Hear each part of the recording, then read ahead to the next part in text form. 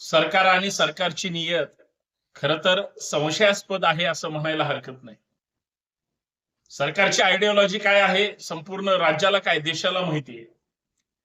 परंतु सरकारची भूमिका ही विचारांच्या बाजूने असली पाहिजे का महाराष्ट्राच्या बाजूने असली पाहिजे, देशाच्या बाजूने असलं पाहिजे हे समजून घेतलं पाहिजे. सरकार जर सोयीनं भूमिका घेणार असेल आणि सरकार जर विष कालवण्याचीच भूमिका घेणार असेल तर माननीय मुख्यमंत्री महोदय किंवा प्रधानमंत्री महोदय हे कुणाला पाठिंबा देत आहेत, कशा पद्धतीने पाठिंबा देत आहेत याचा विचार व्हायला हवा. म्हणजे ज्या घटनात्मक पदावर बसणाऱ्या राज्यपालांनी महाराष्ट्रात राहून छत्रपती शिवरायांची, महात्मा फुलेंची, सावित्रीबाई फुलेंची ज्या पद्धतीची बदनामी करण्यात आली आणि महाराष्ट्रात आंदोलन झाल्यामुळं ज्या व्यक्तीला महाराष्ट्रातून हुसकावून लावलं, हकलून दिलं गेलं प्रशासनाकडून, त्याच माणसाला जर परत पद्मविभूषण पुरस्कार मिळणार असेल तर हा छत्रपतींचा सन्मान आहे की अवमान आहे? फुलेंचा सन्मान आहे की अवमान आहे? त्यांच्या विचारांना नावं ठेवणाऱ्यांचा जर सन्मान होणार असेल तर हा शिवद्रोह कशामध्ये तोलायचा, हा एक सारासार संवैधानिक विचार होणं गरजेचं आहे. सरकारनं पुरस्कार कुणाला द्यावे, कुणाचा सन्मान करावा हा सरकारचा विचार आहे, सरकारची भूमिका आहे. परंतु आपण ज्यांचा सन्मान करतोय त्यांनी खरंच या देशासाठी काय केलंय का? एखाद्या राज्याचं राज्यपाल सांभाळणं आणि तिथल्या विरोधकांना सत्तेत बसवण्यासाठी, सत्ताधाऱ्यांना सत्तेतून पाडणं यासाठी केलेला प्रयत्न, मदत आणि सहकार्य म्हणजे जर पद्मविभूषण असेल,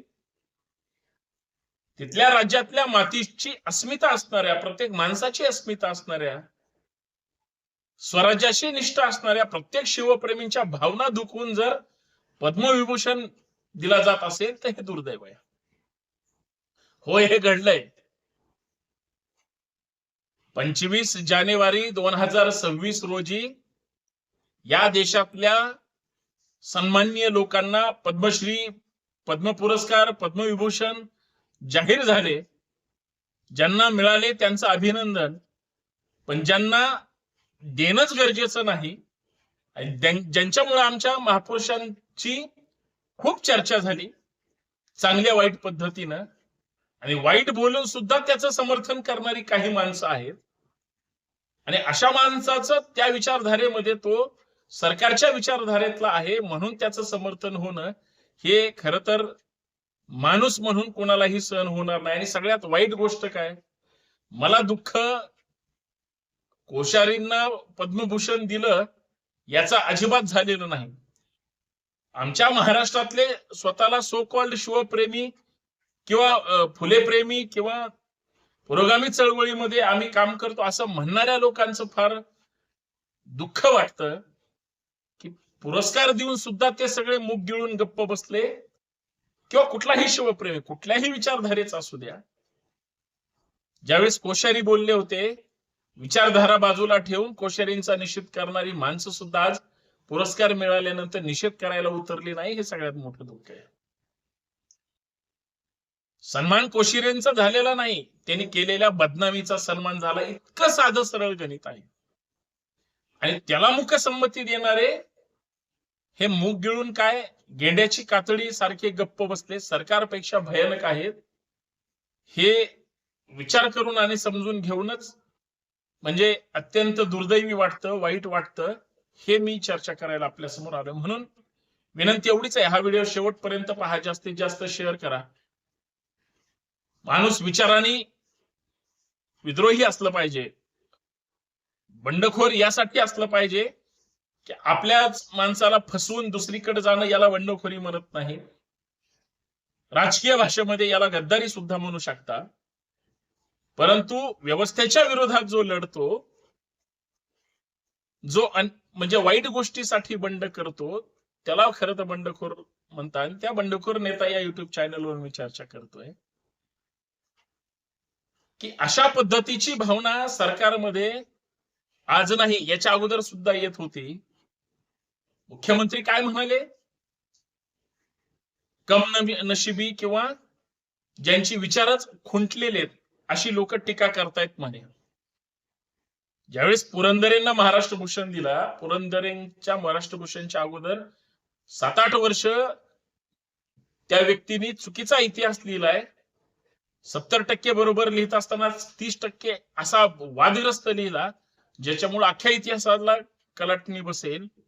जेम्स लेन, दादोजी कोंडदेव हे प्रकरण कुणामुळे आली, रामदास इतिहासामध्ये कुणामुळे घुसाडला गेलाय, तर त्याचं सर्टिफिकेट म्हणून महाराष्ट्र भूषण दिला गेला होता. महाराष्ट्रातून विरोध झाला, स्वतः छत्रपती घराण्याने सुद्धा विरोध केला.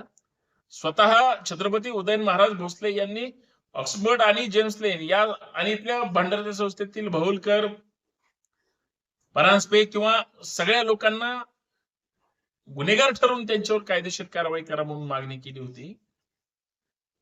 विचार करा. आणि त्या पुस्तकाचं कौतुक पुरंदरे जर सगळीकडे करत होते, म्हणून त्याला शिवप्रेमी विरोध करत होते की यांना महाराष्ट्र भूषण देऊ नये. आणि असं असताना सुद्धा याच देवाभाऊंनी त्यांना त्यावेळेस महाराष्ट्र भूषण पुरस्कार दिला. का तर 2014ला यांचं सरकार आलं होतं आणि यांच्या महत्वाच्या राज्यातल्या लोकांना सन्मानितच करायचं होतं, यांचा अजेंडा ठरलेला आहे. आता सुद्धा जसं केंद्रात आहे, देशभरातल्या त्यांच्या लोकांचं कौतुक होतच की. आणि अशा माणसाला सरकारनं महाराष्ट्र भूषण दिला. आणि आता काय म्हणले कोश्यारी त्यावेळेस, शिवाजी महाराज कर्तृत्वान नव्हते, रामदास त्यांचे गुरु होते म्हणून ते कर्तृत्वान झाले. रामदास जर महाराजांच्या आयुष्यात आले नसते तर महाराजांनी काहीच करू शकले नसते. अरे मासा पाणी खेळे गुरु कोण असे त्याचा? कुठल्याही पाण्यातल्या माशाला काय ट्रेनिंग सेंटर असतं का? माशाला पोहायचं शिकवावं लागतं का?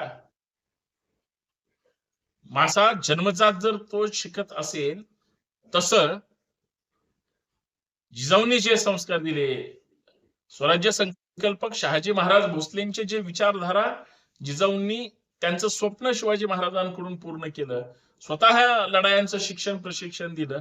त्या शिवाजी महाराजांना महान व्हायचं असेल तर त्यांना ब्राह्मणच गुरु असला पाहिजे, म्हणून तो रामदास थोपायचा, ज्यांच्या आयुष्यात कधीच भेट झाली नाही. हा खोटा इतिहास याच कोश्यारी साहेबांनी सांगितलं, आम्ही मान्य करायचा. तिकडे छत्रपती संभाजीनगरला डॉक्टर बाबासाहेब आंबेडकर मराठवाडा विद्यापीठात गेले, तिथं फुले दाम्पत्याचा ज्या पद्धतीने अवमान केला. आम्हाला राग येत नाही हो, आम्ही बोलत नाही, आम्ही भूमिका घेत नाही, आम्ही फक्त या लोकांना मतदान करतो. हा सत्यानाश झालाय इथल्या सगळ्या मराठा बहुजन समाजाचा. आणि हे लोक बोलत नाहीत आणि नंतर विसरून पण जाणार आहेत. ही सगळी मतदार मंडळी जी स्वतःला सो कॉल्ड शिवप्रेमी समजतात, फुले प्रेमी समजतात, आम्हीच उच्च बाकीचे सगळे कनिष्ठ, ही जी समजण्याची प्रक्रिया, यांना कधीच राग आलेला नाही. कोश्यारी एवढं बोलून सुद्धा टाळ्या वाजवत होते त्या कार्यक्रमात, दात काढत होते. याच्यापेक्षा दुर्दैव काय असू शकतं? आणि त्या कोश्यारींना केंद्र सरकार पद्मभूषण देत असताना सगळे गप्प बसून सहन करत असतील, याचं मला जास्त दुःख वाटतं. म्हणून मी हा विषय आपल्या समोर छेडला. आणि सगळ्यात मोठी गोष्ट, खर तर सरकारनं अजून सुद्धा महाराष्ट्रात आत्ताशिक लोकांना समजायला लागेल, कळायला लागले. त्या अगोदर जो काही केंद्र सरकारने पुरस्कार जाहीर केलाय भगतसिंह कोश्यारीला, तो शिवप्रेमींना डिवचण्यासाठी असेल तर हे दुर्दैवी आहे. फुले प्रेमींना, त्यांच्या विचारधारांना, सत्यशोधक विचारधारा जे मानतात त्यांना डिवचण्यासारखं आहे. ते गप्पा आहेत, ते काही बंड करणार नाहीत. सगळे सरकारचे लाभार्थी असल्यामुळे कदाचित रस्त्यावर पण उतरणार नाहीत. परंतु अशा लोकांचा सन्मान परत परत होणं म्हणजे हे अत्यंत संतापजनक आहे, चीड आणणार आहे. आणि या सगळ्या गोष्टीचा जाहीर निषेध करावा लागेल. आणि निषेध आहेच. ज्या दिवशी पुरस्कार झाला त्यापासून क्षणापासून आतापर्यंत आपण निषेधच करतोय. सरकारनं तो त्यांना देऊ नये, जाहीर झालाय तो माघारी घ्यावा आणि दुसऱ्या चांगल्या कर्तृत्ववान माणसाला द्यावा, असं सगळ्यांचं मत आहे. पण सरकार हे करेल का? केंद्र सरकार एक पाऊल मागे जाईल का? सरकार सगळ्यांचं हित जोपासणार का? नाही.